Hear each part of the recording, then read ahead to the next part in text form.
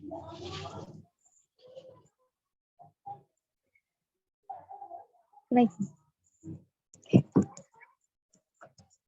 Assalamualaikum warahmatullahi wabarakatuh. Waalaikumsalam warahmatullahi wabarakatuh. Ya, selamat malam teman-teman. Terima kasih sudah bergabung di Zoom pada malam hari ini, di mana pada malam hari ini kita akan sama-sama berdiskusi mengenai pendidikan inklusif dan peran Peksos sekolah. Nah, sebelumnya perkenalkan terlebih dahulu, kami dari kelompok 4 yang beranggotakan saya Sasa Novintia Tamara dengan NIM 19 10 20 542. Dan selanjutnya silakan perkenalan terlebih dahulu bagi teman-teman. Dimulai dari Mbak Dian, silakan. Oke, perkenalkan nama saya Dian Pratiwi dengan NIM 19 10 20 50 063. Nah, selanjutnya Mbak Hima, silakan. Halo semuanya, perkenalkan nama saya Taibatul Hima, NIM 19 10 20 5003. Oke, baik, terima kasih. Selanjutnya kita langsung saja masuk ke dalam agenda kita, yaitu diskusi mengenai pendidikan inklusif dan juga peran pekerja sosial sekolah. Nah, dapat kita ketahui pada kelas yang sebelumnya, kita sudah sama-sama membahas mengenai apa sih itu pekerja sosial sekolah dan juga perbedaannya dengan bimbingan konseling di sekolah.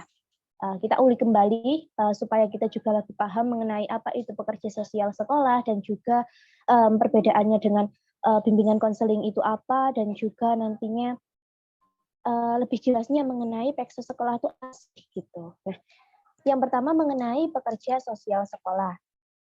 Menurut dari Pak Rustanto, pekerja sosial sekolah itu adalah salah satu bidang praktek dari pekerjaan sosial, di mana yang di dalamnya itu terdapat beberapa bidang. Yang pertama, dan konseling penyesuaian diri di sekolah, lalu ada tes kemampuan atau educational testing, lalu ada konseling keluarga atau family counseling, dan juga pengelolaan perilaku atau behavioring management. Nah, menurut Pak Rustanto ini sendiri mengenai pekerjaan sosial sekolah ini itu tidak hanya ada di satu bidang sekolah saja, yaitu tidak hanya di bidang pendidikan saja, tapi juga di bidang eksternal dari pendidikan. Contohnya apa? Memberikan kepada keluarga yang nantinya memiliki manfaat atau outputnya nanti diharapkan bahwasannya keluarga dapat membimbing membimbing anak-anaknya, membimbing putra-putrinya agar sesuai dengan fungsinya masing-masing gitu. Jadi di dalam keluarga ini nanti itu tidak ada disfungsional dari fungsi keluarga. Jadi nanti anak-anaknya itu nggak merasa bahwasannya di rumah dia itu mendapatkan tekanan dan lain-lain gitu. Kalau menurut teman-teman semuanya, menurut kalian pekerja sosial sekolah itu apa sih? Dilihat dari sudut pandang kalian. Silakan yang pertama Mbak Dian, mungkin ada pendapat. Oke, kalau pekerjaan sosial sekolah gitu kan ya kita bicara santai aja ya teman-teman ya.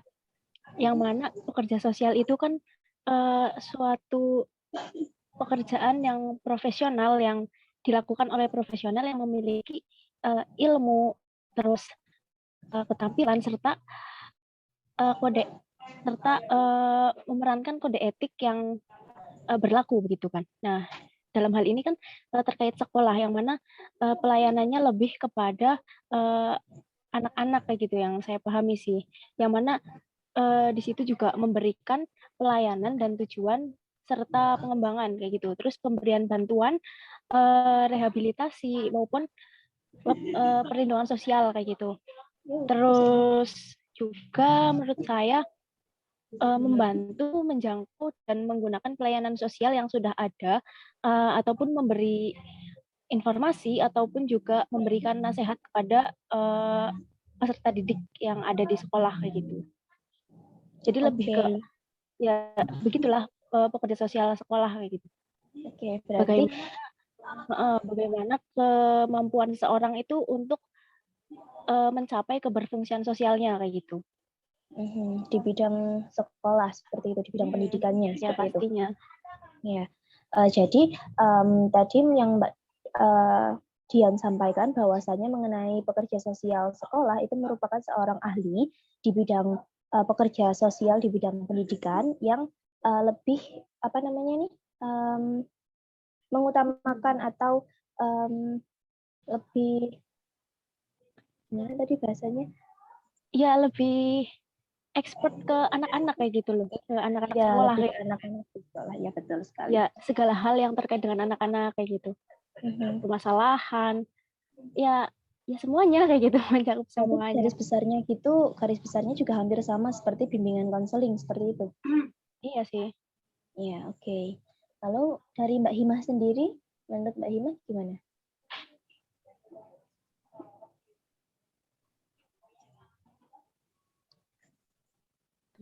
Iya Mbak Sasa. Iya. Masuk suaranya. Kalau saya sih mau menjelaskan tentang tugas pekerja sosial di sekolah ya. Yang pertama itu memfasilitasi pendidikan dan pelayanan sekolah bagi siswa.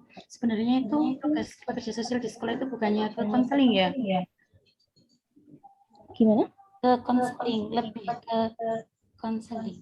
Nah, kalau dilihat sih hampir sama seperti bimbingan konseling, tapi ada perbedaannya di dalamnya antara PEKSA sekolah dengan bimbingan konseling.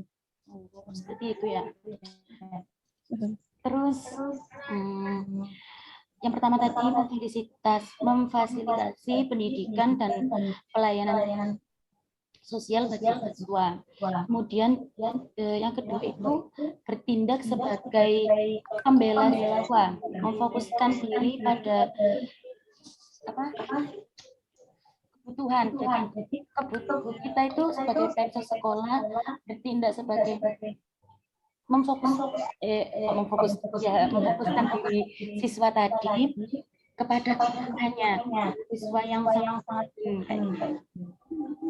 kemudian yang ketiga mengidentifikasi masalah-masalah yang dapat menghambat pelayanan kemudian menghubungkan dengan lembaga-lembaga.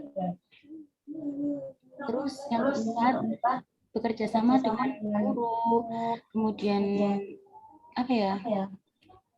menggunakan teknik yang tepat dalam memotivasi siswa. Jadi kita sebagai PEKSA ini harus bisa ngasih motivasi kepada anak-anak tersebut. Kemudian yang pertama menghubungkan orang tuanya dengan lembaga lain untuk membangun kekuatan relasi siswa dengan komunitasnya. Dan yang keenam itu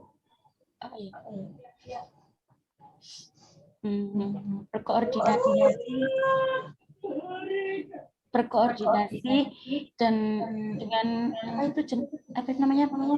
keterampilan antar disiplin ilmu yang memberikan pelayanan pada siswa. Jadi dikasih keterampilan gitu Mbak. Kan biasanya kalau anak-anak yang nggak itu yang membutuhkan keterampilan gitu loh. Kita itu harus bisa mengasih keterampilan yang baik kepada anak tersebut. Kemudian yang ketujuh mengembangkan dan memelihara hubungan produktif antara sekolah, lingkup pekerja sosial, dan praktek-praktek lainnya. Oke, jadi tadi mengenai yang dibahas Mbak Hima itu mengenai tugas dari pekerja sosial seperti itu. Iya. Dapat kita bahas kembali ya, ditinjau kembali. Iya, menemukan kembali. Ya Mbak, ya Mbak. Masuk ya. Ya, jadi peran kerja sosial itu lebih ke yang nggak jauh dari peran guru BK dan guru-guru pada umumnya begitu kan. Yang mana itu lebih ke ranah menemukan jati diri dari siswa, juga agar siswa gimana caranya siswa itu mengenal lingkungan sekolah terutama kan. Terus juga ikut membantu merancang masa depan siswa itu kayak gitu. Kalau tugas Peksos yang saya pahami juga. Ya, oke. Dari yang saya pahami juga di sini ditinjau dari tadi mengenai tugas-tugas dari pekerja sosial. Yang pertama mengenai sebagai penyedia fasilitas dan pelayanan sekolah.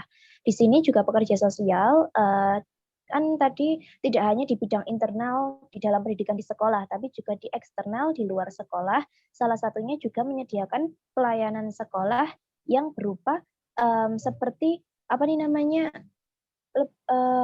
memperjuangkan hak-hak tiap anak untuk sekolah gitu. Jadi tadi kan juga ada mengembangkan relasi dengan lembaga lain. Nah, itu juga merupakan salah satu cara agar setiap anak mendapatkan pendidikan yang layak untuk dirinya. Karena setiap anak itu wajib mendapatkan pendidikan dan hak-hak pendidikan. Semua anak termasuk anak-anak yang memiliki kebutuhan khusus seperti itu. Ya, setuju. Lalu ada lagi tadi mengenai bekerja sama dengan guru dan juga tenaga pendidik yang lain, karena pekerja sosial sekolah ini juga merupakan salah satu dari tim pendidik sekolah, seperti itu ya. Jadi bekerja sama dengan guru BK, administrasi sekolah, terus guru-guru pendidikan yang lain, seperti itu. Oke. Lalu ada tambahan lagi mungkin dari Mbak Dian? Apa ya, jadi perannya itu lebih dibangun lagi kerja sama orang tua maupun dengan pihak sekolah yang ada sama lembaga-lembaga kan. Iya. Selain itu juga mereka juga membangun relasi nggak cuma antara orang tua dengan siswa, orang tua dengan lembaga, tapi juga yang lebih penting membangun relasi antara dengan masyarakat sekitar juga, ya nggak? Karena bagaimanapun juga masyarakat di sekitar sekolah dan masyarakat sekitar lingkungan sekolah itu juga berperan penting di dalam di dalam Peksos sekolah ini menjalankan tugasnya seperti itu. Agar Peksos sekolah ini dapat menciptakan hubungan yang seimbang gitu antara orang tua dengan murid, orang tua dengan lembaga, dengan masyarakat sekitar sekolah juga. Jadi mereka dapat bekerja sama aktif agar menciptakan keseimbangan dan juga selaras gitu dengan tujuan dari Peksos sekolah. Oke, yang selanjutnya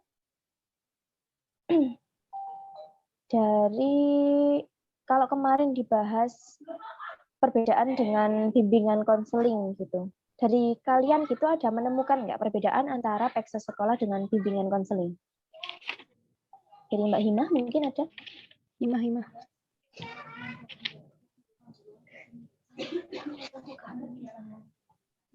Atau mungkin dari Mbak Dian ada ingat perbedaan antara BK dengan Peksos sekolah?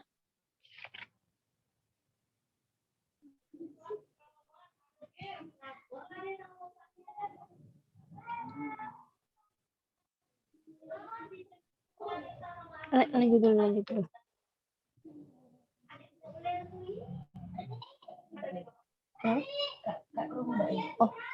Perbedaan antara Peksos sekolah dengan bimbingan konseling yang kemarin kita pernah bahas di kelas. Ada yang ingat nggak? Iya kan, kalau BK itu kan include guru gitu kan. Dia mengajar juga dia mengatasi, kalau yang saya pahami sih lebih ke mengatasi masalah dia di sekolahan itu gitu loh, nggak terlalu ke ranah luar kayak gitu kalau BK. Kalau Peksos kan dia juga meneliti permasalahan yang ada pada orang tuanya atau hubungan anak dengan orang tua, hubungan anak dengan lingkungan ataupun dengan sesama temannya kayak gitu kan.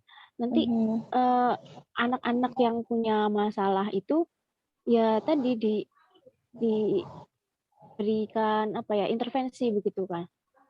Oke, berarti kalau dilihat ranahnya dari Peksos sekolah ini lebih luas gitu ya daripada guru BK seperti itu. Karena Peksos sekolah ini juga menjangkau di bidang eksternal seperti bekerja sama dengan lembaga lain, lalu juga dengan masyarakat sekitar, keluarga juga. Jadi mungkin ranahnya lebih luas daripada guru BK. Oke. Ya, nambahin lagi ya. Mhm. Juga penting sih ini kalau misal anak-anak ada masalah yang di sekolah, terus ada pekerja sosial di sekolah tersebut, itu juga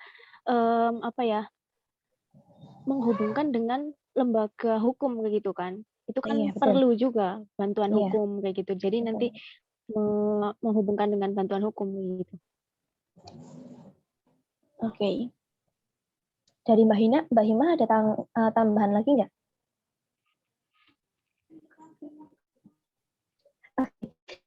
Jadi kita bisa lanjut ke topik yang selanjutnya ya. Iya. Ya. Mengenai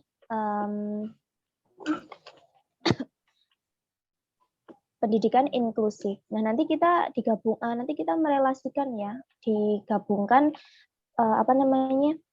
korelasi antara pendidikan inklusif dengan peran pekerja sosial sekolah ya di akhir nanti. Yang sekarang kita membahas mengenai pendidikan inklusif. Nah, dari dasar terlebih dahulu mengenai pengertian inklusi.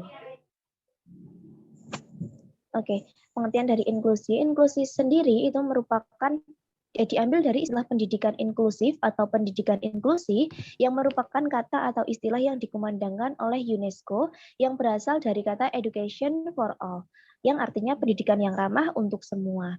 Jadi nantinya pendidikan inklusi ini adalah pendidikan yang ramah bagi seluruh anak atau seluruh siswa, di mana tidak memandang dari fisiknya, dari biaya, ekonomi, dan lain-lain, juga tidak memandang bahwasanya dia anak yang difabel ataukah anak normal seperti biasa gitu. Jadi pendidikan inklusi di sini nantinya akan membuat semua anak itu berhak mendapatkan pendidikan yang sama di kelas yang sama seperti itu.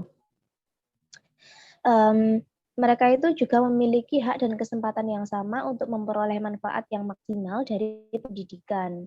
Jadi tidak ada batasan, oh itu anak yang difabel nggak boleh belajar ini, nggak boleh belajar ini, tidak ada batasan seperti itu. Jadi semua anak mendapatkan hak dan berkewajiban untuk menuntut ilmu sesuai dengan kelasnya seperti itu.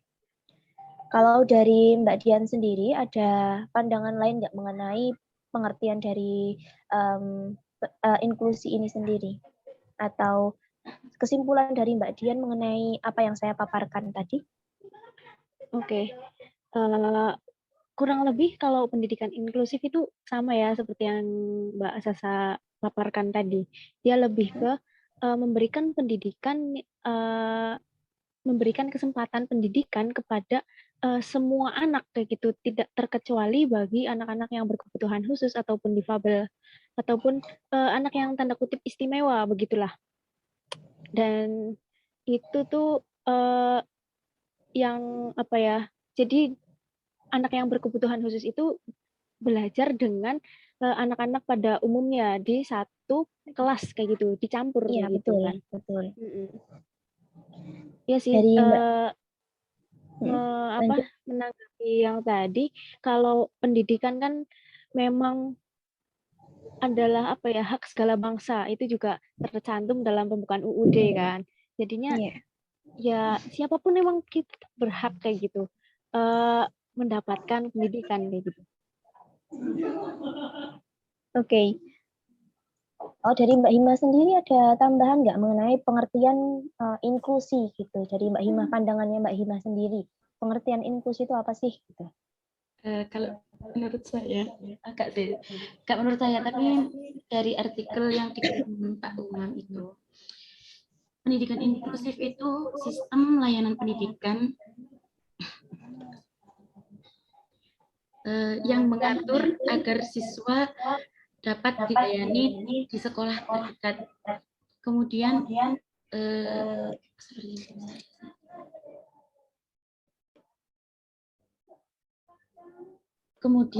yaitu bisa dimasukkan ke dalam kelas reguler bersama teman-teman seusianya tanpa dikhususkan gitu loh. Jadi nggak usah dikhususkan, jadi dia itu sudah sama temannya kayak gitu. Kemudian siswa itu dapat belajar bersama dengan aksesibilitas yang mendukung untuk semua siswa kayak gitu. Terus dikasih pendidikan yang ramah kayak gitu. Oke. Kemudian dikasih pendidikan yang ramah untuk semua anak, bisa dikasih sistem layanan pendidikan yang mensyaratkan anak berkebutuhan khusus untuk belajar di sekolah-sekolah kayak tadi. Jadi dikasih sekolah yang dekat-dekat kayak gitu. Maksudnya nggak jauh-jauh gitu lah. Iya, jadi lebih ke itu ya, menciptakan suasana kelas yang nyaman juga kayak gitu kan. Terus mengajarkan untuk menerima perbedaan, menerima keberaneka-ragaman, yang mana Indonesia sendiri ini kan negara Bhinneka Tunggal Ika kan. Bhinneka Tunggal Ika berbeda-beda tapi tetap satu. Ya, yang mana ya tidak terkecuali anak-anak yang berkebutuhan khusus kayak gitu. Oke. Tapi menurut kalian nih, kalau ada kasus seperti ini, anak-anak yang difabel itu kan dijadikan satu kelas dengan anak-anak yang tidak berkebutuhan khusus seperti itu.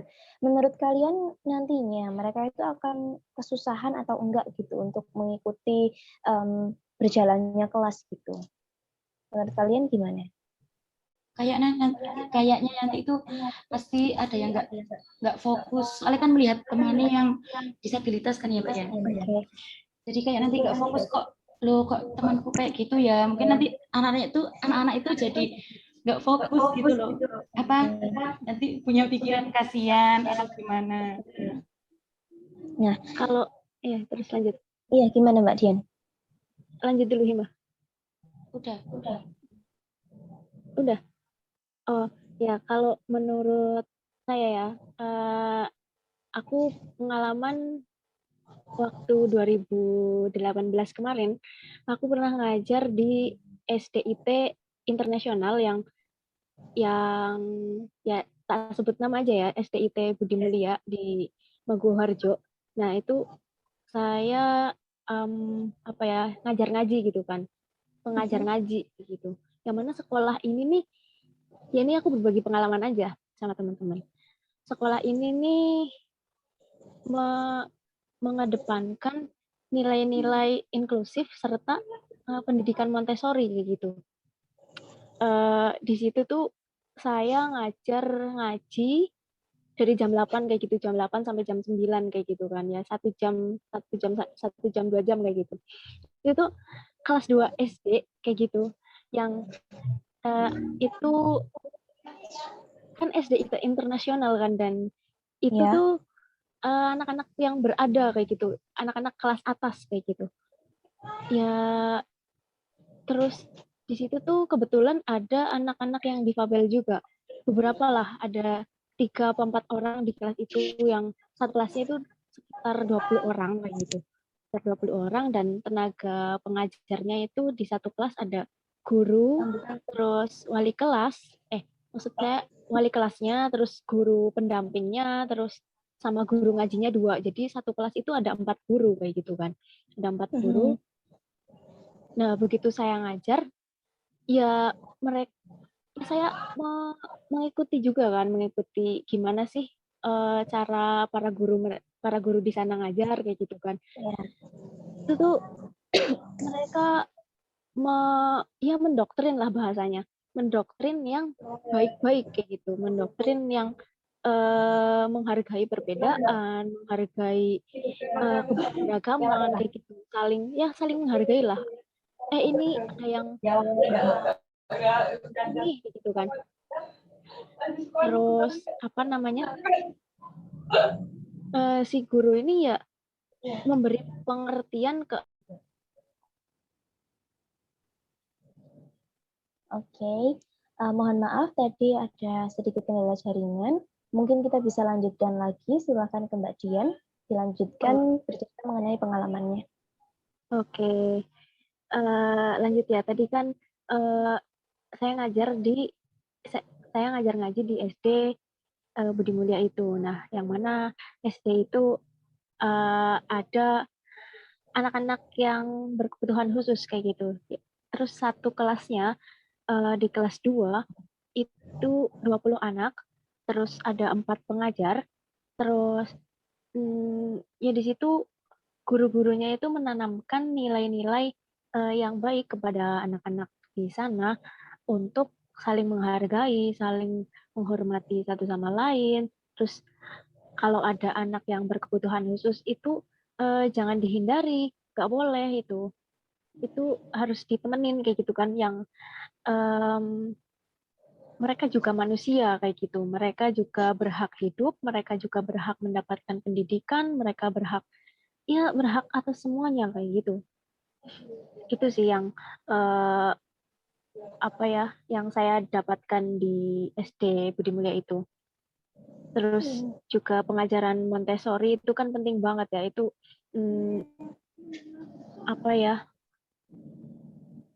sebentar. Montessori itu kan metode pendidikan yang membantu anak-anak untuk mencapai potensinya dalam kehidupan kayak gitu. Terus metode Montessori ini menekankan gimana siswa itu aktif dan mandiri kayak gitu. Jadi ya di sana saya mendapatkan banyak pelajaran lah kayak gitu. Oke. Tapi terkadang kalau kita bisa lihat di realnya, kadang anak-anak itu kan masih pemikirannya masih dangkal, masih belum bisa berpikir ke depan. Mungkin ada anak-anak yang difabel yang berbeda dari mereka yang mungkin membutuhkan yang berkebutuhan khusus gitu, anak-anak yang sebayanya pasti kan juga ada yang ngecek dan lain-lain, nggak mau ditemenin lah dan lain-lain. Nah di sana Mbak Tiwi nemuin nggak kasus kayak gitu, kayak ada yang ngebully lah atau ada yang menghindari lah atau nggak mau berteman gitu? Oh, kalau yang itu saya kan ngajar di sana selama kurang lebih 1 tahun di sana. Nah, itu pendidikannya itu benar-benar yang akhlakul karimah kayak gitu. Di sana mayoritas Islam, tapi kalau ada yang non Islam saya juga kurang tahu sih. Jadi ditanamkan nilai-nilai keagamaan juga di sana, saling menghargai kayak gitu. Kalaupun ada anak-anak yang membuli, itu nanti anaknya pasti di sana langsung ditindaklanjuti, langsung dikasih arahan, ya face to face kayak gitu antara guru dengan murid yang bersangkutan kan. Ya di mana-mana pun saya juga seperti itu kayak gitu. Oke, berarti sesuai ya dengan tujuan dari pendidikan inklusi itu sendiri gitu di sana penerapannya. Oke, mungkin ada tambahan dari Mbak Hima atau Mbak Dian mengenai pendidikan inklusi? Ada lagi mungkin tambahannya? Aku sudah sih Mbak, cukup. Oke, ya cukup sih. Berarti dari sini dapat kita tarik kesimpulan bahwasannya sekolah penyelenggara pendidikan inklusi ini merupakan sekolah yang menampung semua murid, baik itu murid yang berkebutuhan khusus maupun murid reguler biasa, dan mereka menjadikan satu kelas gitu, menjadikan satu kelas antara murid yang biasa dengan yang memiliki kebutuhan khusus, namun dengan pendidikan yang setara dan tidak membedakan satu sama lain, seperti itu ya. Tujuan dari pendidikan inklusi itu sendiri juga agar anak-anak itu tidak merasa berbeda dan mereka merasa bahwasannya memang itu hak mereka untuk mendapatkan pendidikan yang setara, seperti itu. Kalau kita review lagi dari awal tadi mengenai pekerja sosial sekolah. Pekerja sosial sekolah itu sendiri merupakan seorang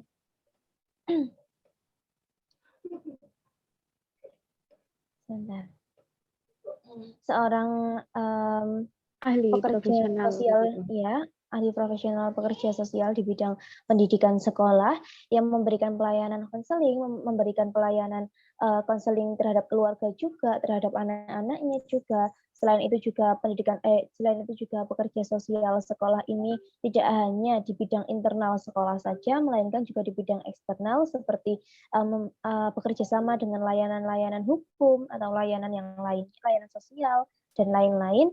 Dan juga taksi sekolah ini memperjuangkan hak-hak dari setiap anak untuk mendapatkan pendidikan yang setara seperti itu. Sedangkan yang kedua, mengenai pendidikan inklusif. Pendidikan inklusif ini sendiri merupakan sebuah sistem layanan pendidikan yang mensyaratkan untuk anak-anak berkebutuhan khusus dan juga anak-anak reguler biasa agar mereka itu bisa memperoleh pendidikan yang setara, yang sama dalam satu kelas yang sama. Seperti itu ya. Iya, benar-benar. Baik. Kalau tidak ada tambahan lagi, mungkin diskusinya dapat kita cukupkan sampai di sini terlebih dahulu. Sekian dari saya, terima kasih. Wassalamualaikum warahmatullahi wabarakatuh. Waalaikumsalam warahmatullahi wabarakatuh. See you pada perkuliahan offline.